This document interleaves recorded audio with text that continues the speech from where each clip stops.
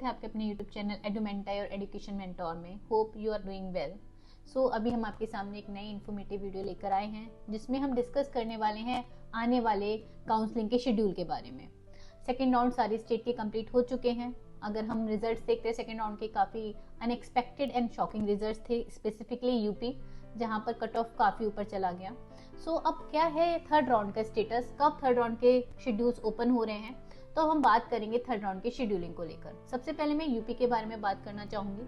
अगर मैं यूपी की शेड्यूलिंग की बात करूं तो यूपी के जो ऑनलाइन रजिस्ट्रेशन स्टार्ट हो रहे हैं वो 7 अक्टूबर से स्टार्ट हो रहे हैं, जो वैलिड रहेंगे 9 अक्टूबर तक, और टाइमिंग जो रहेगी वो 7 अक्टूबर से आफ्टरनून 2 से लेकर 9 अक्टूबर आफ्टरनून 2 तक रहेगी। After the registration then second security deposit. आप सबको पता है यूपी का सिक्योरिटी डिपॉजिट जो है वो 2 लाख रुपीज है। ये भी 7 अक्टूबर से 9 अक्टूबर तक वैलिड रहेगा। देन आफ्टर थर्ड स्टेप रहता है मेरिट लिस्ट। मेरिट लिस्ट बहुत इंपॉर्टेंट होती है। अगर आप मेरिट लिस्ट को समझने की कोशिश करेंगे तो आप काफी इजीली कट ऑफ को भी एनालाइज कर पाएंगे, चॉइस फिलिंग कर पाएंगे। और मेरिट लिस्ट जो डिक्लेयर होगी वो 10 अक्टूबर को डिक्लेयर होगी। ऑनलाइन चॉइस फिलिंग ये 11 तारीख से लेकर आपकी 15 तारीख तक रहेगी, चूंकि आपको 4 से 5 दिन का टाइम मिलेगा। काफी इंपॉर्टेंट स्टेप है, सबसे इंपॉर्टेंट स्टेप है ऑनलाइन आपका choice filling. Then after allotment declaration 18 अक्टूबर को होगा, एंड जो आपके अलॉटमेंट लेटर है वो आप डाउनलोड कर पाएंगे 19 अक्टूबर को। तो यानी कंप्लीट प्रोसेस शुरू होगी 17 अक्टूबर को, जो कंप्लीट होगी 19 अक्टूबर तक।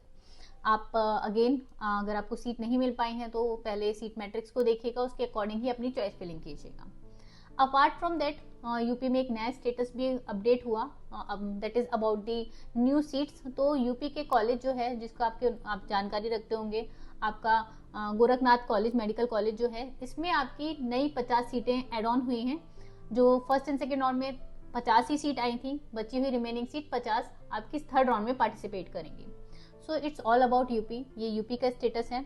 यूपी के बाद हम जरा एक बार बात कर लेते हैं बिहार के बारे में। जैसे आप सबको पता है बिहार के अंदर सबकी नॉलेज में था कि आपका बिहार में सेकेंड राउंड और फर्स्ट राउंड के अलॉटमेंट जो थे वो कैंसिल हो गए थे। अब चूंकि first round and second round के अलॉटमेंट कैंसिल होने की वजह से बिहार ने फिर से अपना चॉइस फिलिंग ओपन किया था, और वो फर्स्ट राउंड की चॉइस फिलिंग कंप्लीट हो चुकी है। बिहार में क्या स्टेटस है सीट मैट्रिक्स का, तो अगर मैं बिहार की सीट मैट्रिक्स की बात करती हूँ तो बिहार में टोटल 708 सीट्स वैकेंट है प्राइवेट एंड गवर्नमेंट कॉलेज को मिलाकर। मैं यहाँ स्पेसिफिकली प्राइवेट कॉलेज के स्टेटस की बात करूंगी। सबसे पहला कॉलेज RDGM जो कि मुजफ्फरपुर डिस्ट्रिक्ट में है, इसमें 16 सीटें जनरल में और 17 सीटें NRI में खाली हैं। देन हिमालय, ये पटना डिस्ट्रिक्ट में आता है, नया कॉलेज है, इसमें 11 सीटें जनरल में और 7 सीटें जो हैं वो आपकी NRI में खाली हैं। Lord Buddha medical college Saharsa district में पड़ता है, ये PG रनिंग कॉलेज है, इसमें 6 सीटें जनरल की और 3 सीटें NRI की हैं। यहाँ पे NRI की सीटें सबसे कम खाली हैं। देन मधुबनी जो कि मधुबनी डिस्ट्रिक्ट में आता है, इसमें 5 सीटें जनरल की और 19 सीटें NRI की खाली हैं, यानी NRI में एक अच्छा नंबर है।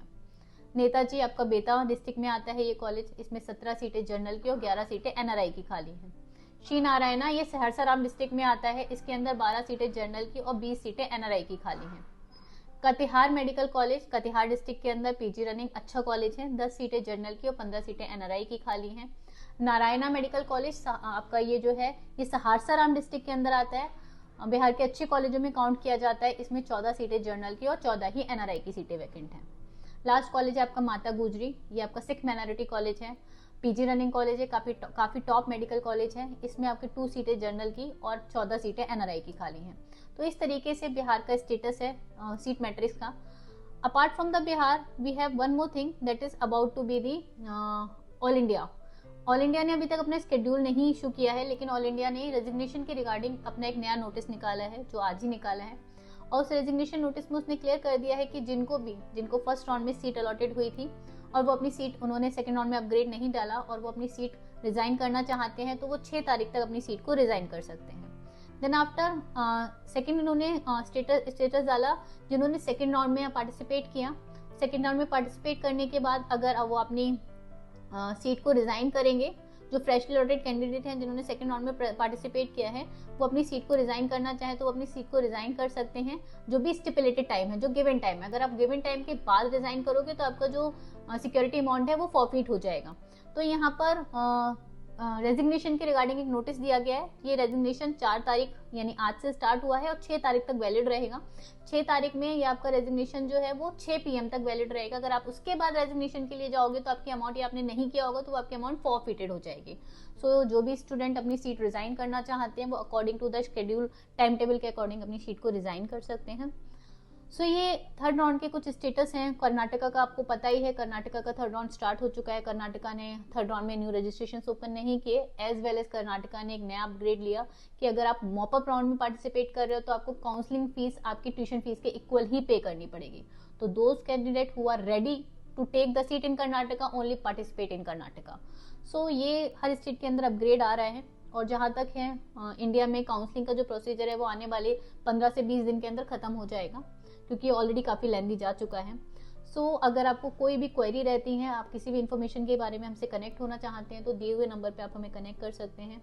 And thank you so much continuously हमारे चैनल को सब्सक्राइब करने के लिए, हमारी वीडियोस को व्यू करने के लिए, और हम कोशिश करेंगे कि इसी तरीके के इन्फॉर्मेटिव वीडियोस आपको प्रोवाइड करते रहें। Thank you so much.